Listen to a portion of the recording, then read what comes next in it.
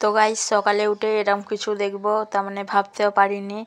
দেখতেই পাচ্ছ এরম একেবারে উজাল করে দিয়েছে। এখানে মুরগি ছিল, সব কটা মুরগি মেরে দিয়েছে। তার মানে দেখতেই পাচ্ছ এক এক করে কিভাবে মেরেছে।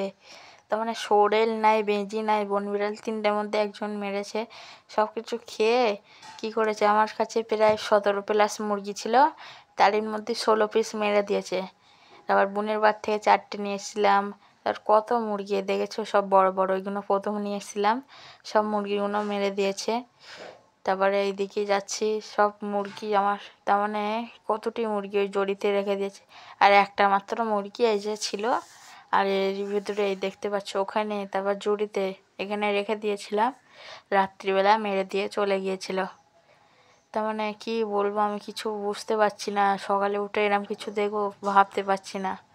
সব মুরগি শেষ একেবারে।